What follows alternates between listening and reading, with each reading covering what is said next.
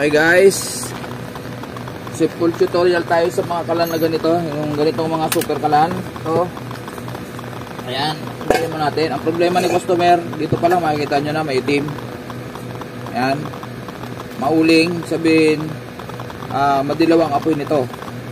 Kaya nag-uuling yung kaldero, o kaya yung kawali, lahat. Sindihan natin. See guys, madilaw. Automatic yan, pag ganyan madilaw, mauling. So, bubuksan ko para makita nyo kung bakit nagiging madilaw siya. Okay, patayin muna natin. Tanggalin to. Punasan muna natin to kasi para hindi tayo masyado maulingan. Yan. Ito, tatanggalin natin.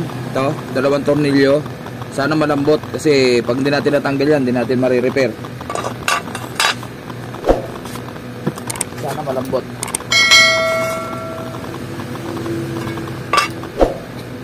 Sana malambot. Ayun, malambot. Buti naman. Kita ba? Gusto natin ng ilaw. Wala rin. Madilim pa din. Natin ilaw para makita ng mga viewer. Ayan, sige na yan. Sige na yan. 2 tornilyo guys.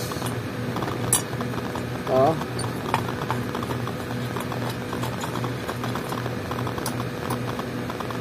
So ito yung pinakang nipple nya. Ito. Tinatawag na nipple. Yung nilalabasan ng apoy ay yung gas. Ito yung nipple. Ngayon, isang cause ng pagdidilaw nito is kung itong 2 butas na to, papasin nyo may butas na 2 dito, to magkabila. So ito naman, wala naman nakabara. Wala na makabara, ayan o, tagusan yung butas. Pag yan nabarahan to, cause din ng pagdidilaw. So dito sa case na to, wala namang bara to, pero madilaw pa rin. Diba? Kita nyo, may butas, diba? 2 butas, pero madilaw pa rin. Tsaka dito dapat wala naka-obstruct dito sa chamber, itong butas na to dapat wala nakaharang dyan, mga agiw, kung ano man, wala dapat nakaharang. So ito naman walang nakaharang, wala rin nakaharang dito sa butas, pero madilaw pa rin. So dito tayo, ang cost nyan dito, yan, ito sa pinakang nipple nya. So ano natin gagawin? Tanggalin natin to, linisan muna natin. Yan, sipin natin kung may makuha tayong hangin. Mayroon guys, may nasisipit tayong hangin, sabihin yung may butas yan pero mahina yung maliit yung butas, nagbara yan. So tatanggalin natin to. Ang mabilis na pagtanggal nito kung wala kayong back wrench na number 8, kasi number 8 to eh. Ganito gagawin nyo, huwag nyo pipilitin ng plies. Yung iba kasi pinaplies ng ganun yan, oh, hanggang malambot yan, mabibilog yan, kaka-plies nyo. Ang gagawin nyo ganito lang, oh, sa 2, tapos tatanggal yan, mapipihit na. Makita nyo, napihit ko na, oh. Hindi ko kailangan ng lyabe. Yan, natanggal na. Okay, ngayon itong pinakang control, isalpak nyo dito sa tangke. Siguraduhin nyo muna naka-off muna, naka-off position. Tapos ilagay nyo dito. So may laman to, ayan o. Narinig nyo, may laman. Pag hinigpitan natin, pasisingaw natin na konti. Takpan natin ng gano'n, tapos pasingawin natin para yung mga dumi dito sa loob, lalabas. Yan, ganyan. O, tama na, konti lang. Tapos dito tayo magpo-focus sa pinakang nipple dito. Ito ang cause niyan bakit madilaw.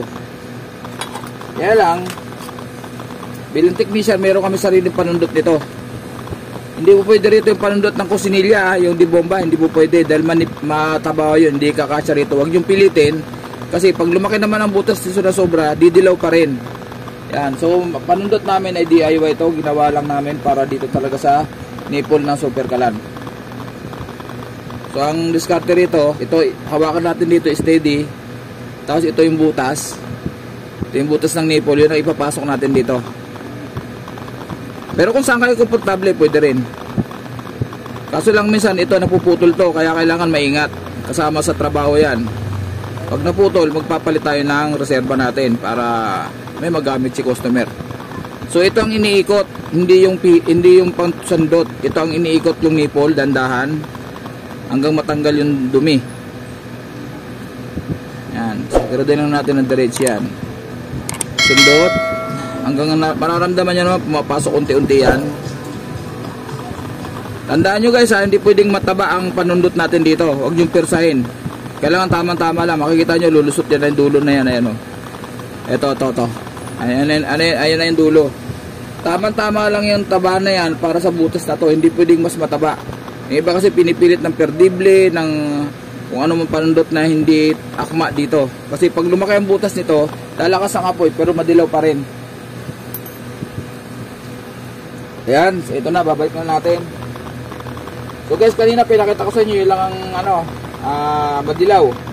So ito lang ang lininis natin. Tingnan natin ngayon kung ngayon paghigpit pwede na to. Pero pakita ko sa inyo yung tamang liabi. Sana makita ko. Ito ang tamang liabi. Just in case lang na wala kayong liabing ganito. Kasi dapat ganito gamit nyo na back range na number 8. Ito, pinakamaliit na back range na gamit ko.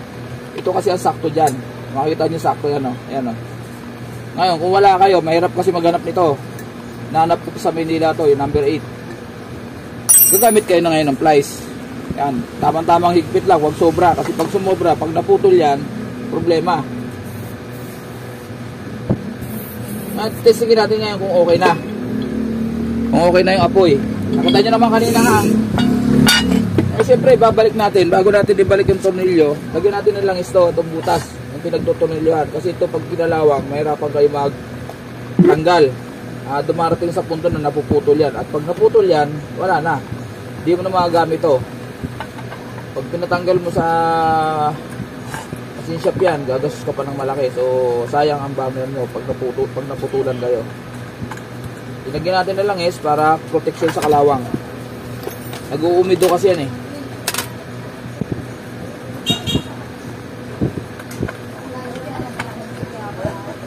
Yan.